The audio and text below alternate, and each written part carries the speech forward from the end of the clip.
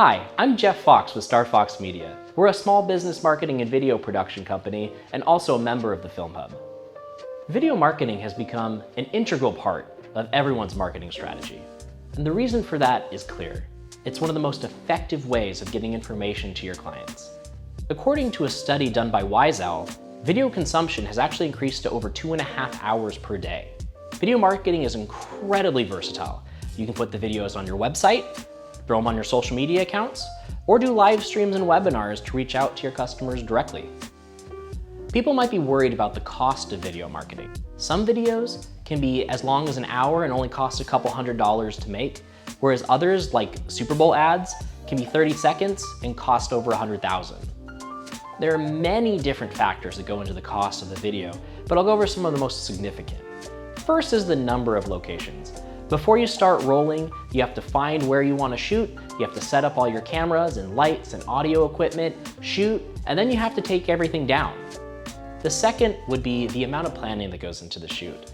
Certain things like events where you're having to queue up media to go on at a certain time, or narrative features where you have to script everything out, can be a little bit more expensive and more time consuming than something like a product shoot, where all you have to do is get really attractive B-roll and do the lighting. Or something like an interview or a talking head. Another factor would be if you require any specialized equipment. Certain things like high-speed cameras or really powerful lighting for outdoor shoots, custom sets or backgrounds. Lastly, there's the amount of post-production. Editing, graphics, and special effects can be extremely time-consuming and therefore cost a lot of money.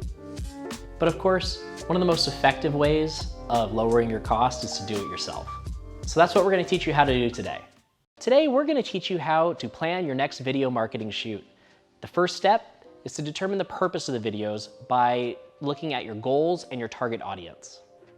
Some other things to take into consideration would be your budget, your timeline for the videos, how the videos fit into your current marketing strategy, what conversion metrics you're trying to achieve with this video, and then what platforms you need to put the video on to achieve those results. After identifying the purpose of the video, the next step is to determine the content and to either script or storyboard it out so that you can create a shot list, which is a long list of all the different clips that you're gonna need for that video to make it work. Next, we'll choose the equipment for the shoot, and we'll start off with the camera. There are many different criteria that go into choosing a good camera.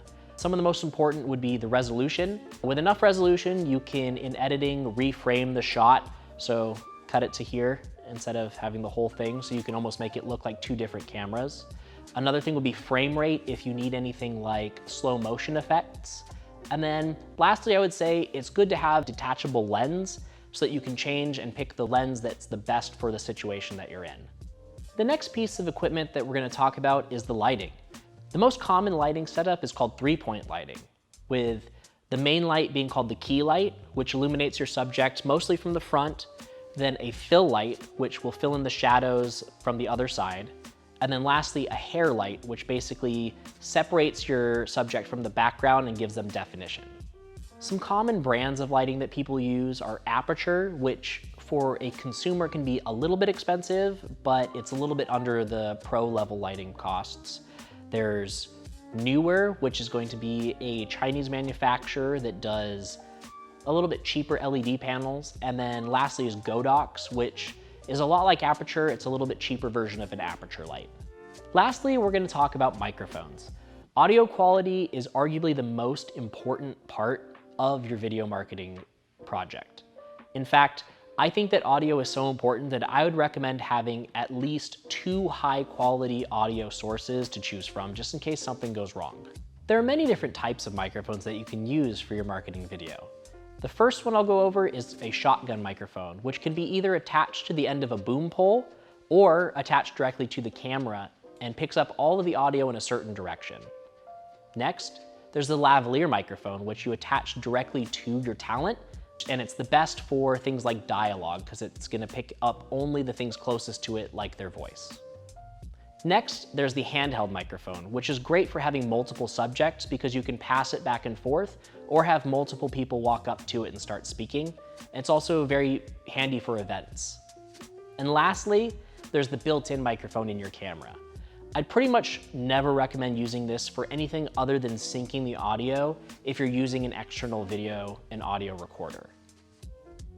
After choosing the equipment that you're going to use for your shoot, the next step is to find a location to film in.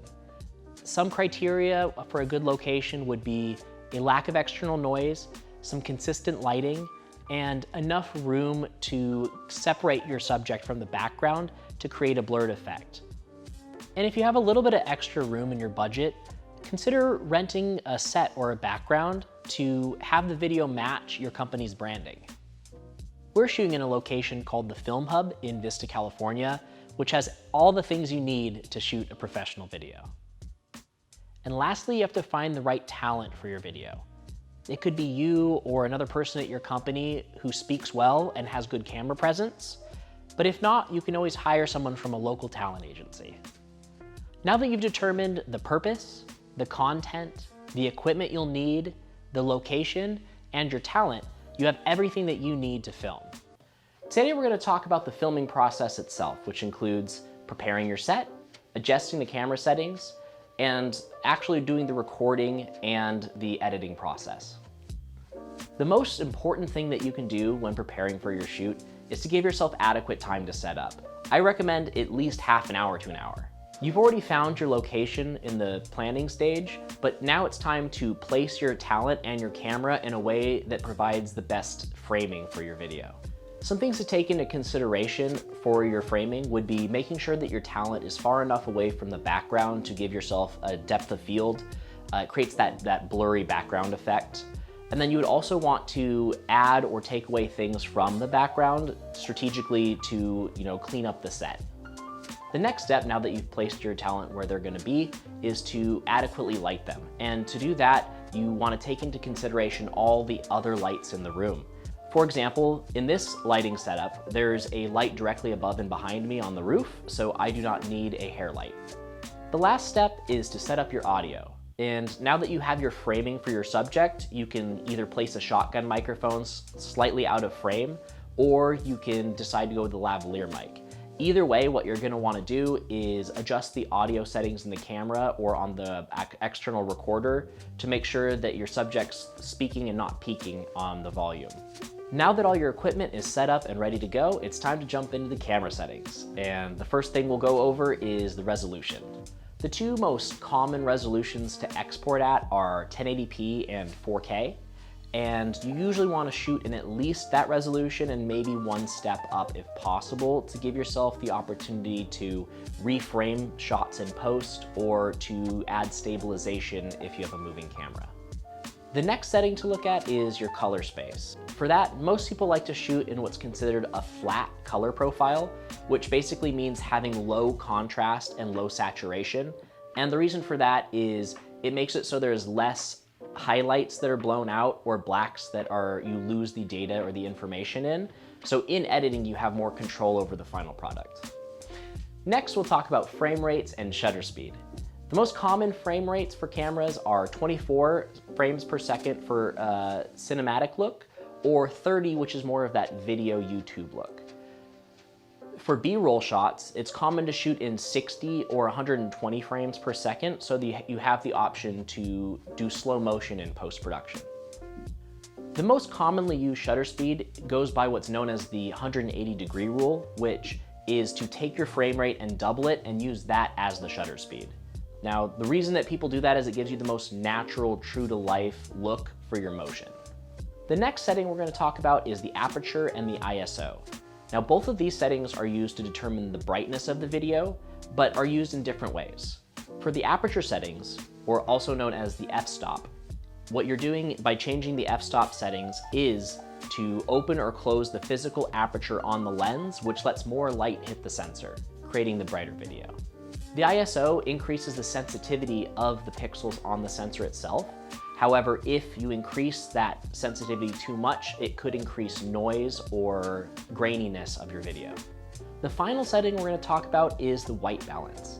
Now, every light that you use to film with has a tendency to shift either towards a tungsten color or a blue color. And you want to change your camera settings to match this to avoid having any color shift in the temperature towards one of those in the final video. Now that you're all prepared and ready to shoot, it's time to hit that record button. Now there are a couple things that you're gonna wanna do while recording to make sure that you get the best product possible. And those are to continuously monitor the audio, most likely in headphones of some sort. And if you do that, you can hear if there's any type of outside influence that comes in, if there's a lawnmower or someone speaking in the background or someone walking on a roof directly above your head. And you can make sure to pause and not get that noise in the final product. You'll also need someone on set to act as the director for your talent, which includes making sure that they're saying the right lines and that they're leaving enough space at the beginning and the end of each line to edit everything together in post. You'll also need them to watch the monitor to make sure that nothing messes up with framing and everything's going according to plan. So now that you've had your successful video marketing shoot, it's time to take all of that footage and to transfer it onto your working drive and to make any backups. The final step is to distribute your video onto your preferred social media accounts. Congratulations on making your first marketing video.